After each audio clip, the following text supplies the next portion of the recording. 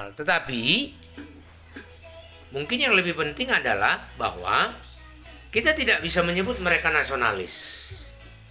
Kita lebih tepat menyebut mereka chauvinistik. Kenapa tidak nasionalis? Karena kalau pengertian nasionalisme, ya, menghormati negara atau kemudian memberikan respek yang tinggi terhadap negara, atau kemudian bangga terhadap negara. Respek, hormat, dan bangga itu dalam artian bahwa itu menjadi wadah mereka untuk berkembang, bertumbuh. Ya, artinya bahwa nasionalisme itu adalah ketika kita bangga dengan negara kita hormat dengan negara kita respek dengan negara kita. Karena apa? Karena negara kita itu adalah tempat di mana kita bertumbuh dan berkembang sampai kemudian mengembangkan diri kita, sampai kemudian menjadi seorang yang betul-betul siap, betul-betul expert memasuki kancah persaingan yang lebih luas, yaitu internasional, yaitu global. Nah, kalau di Korea Utara kan tidak seperti itu. Kita katakan orang Korea Utara itu mana ada bertumbuh apanya seperti itu, tertutup, nggak ada tantangan seperti itu. Pokoknya mereka disuplai aja oleh pemerintahnya, oleh negaranya.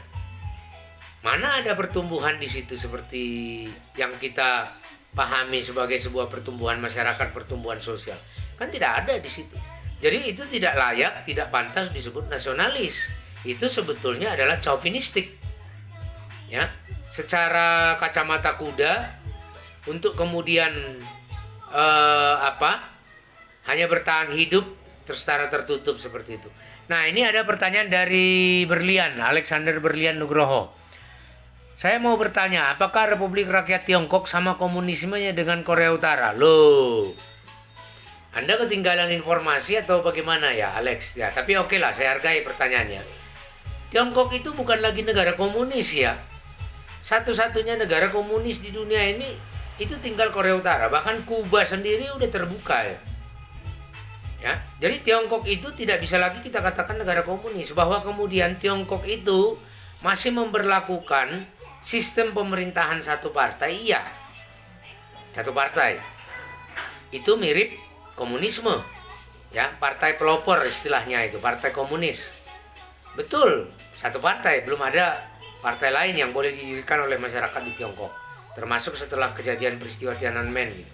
Tetapi kalau untuk mengatakan Tiongkok ini komunis, nggak mungkin lagi, tidak bisa.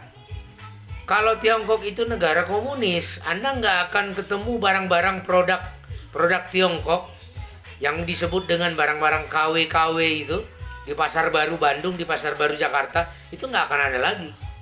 Karena di negara komunis tidak ada yang namanya sistem perdagangan dumping seperti itu, kan disebut dengan politik dumping ya.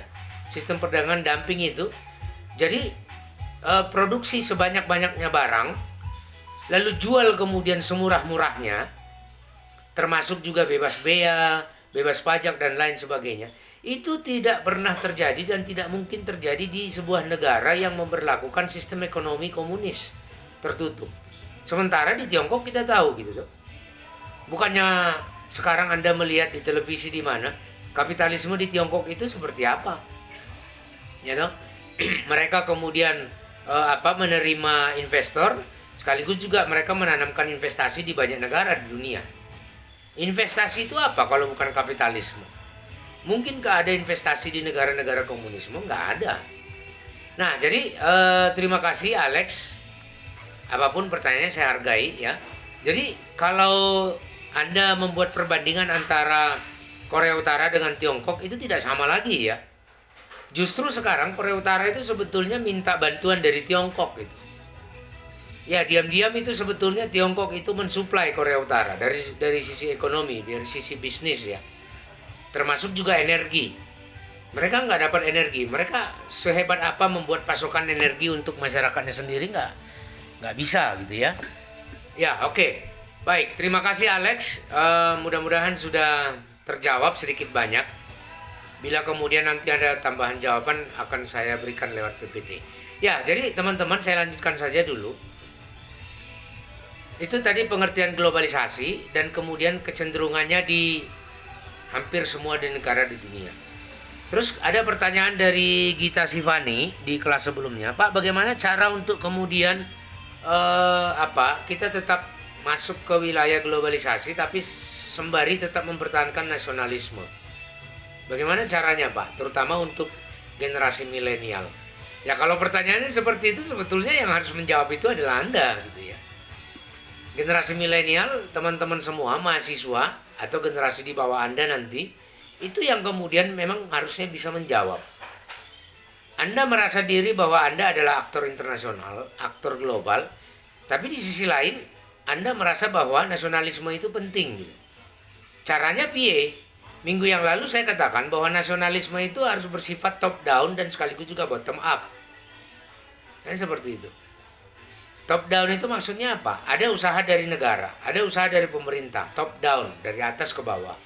Tapi sekaligus juga harus ada usaha yang bersifat bottom up, dari bawah ke atas. Ya toh? Nah, jadi bagaimana kemudian ini siapa sih ini Renika Putri ini yang keluar masuk ini? Siapa yang kenal Renika Putri ini? Ya, dari tadi keluar masuk lagi. Ini serius apa enggak ini?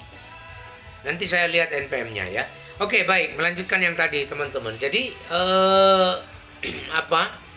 bagaimana cara untuk mempertahankan nasionalisme pada saat generasi milenial sekarang ini merasa bahwa bahwa diri sendiri itu sudah lebih terpaut dengan status sebagai aktor internasional, tetapi kemudian harus atau tetap ingin mempertahankan posisi sebagai warga negara. Oke, saya mau bertanya dulu ke Amira ini, mahasiswa Fakultas Hukum. Amira, dengar saya?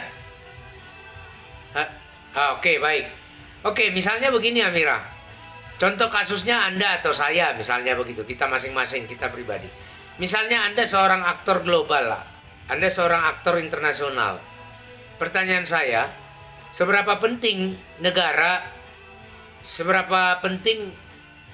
masih pentingkah negara untuk Anda? Anda sebagai seorang aktor global atau aktor internasional. Silakan Amira.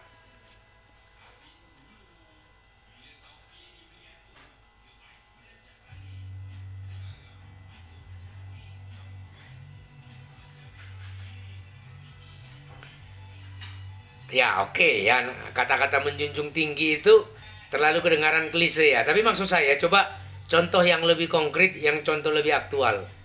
Sepenting apa negara bagi Anda sebagai seorang aktor global, aktor internasional? Silakan Amira. Realnya seperti apa? Bahwa negara itu masih penting.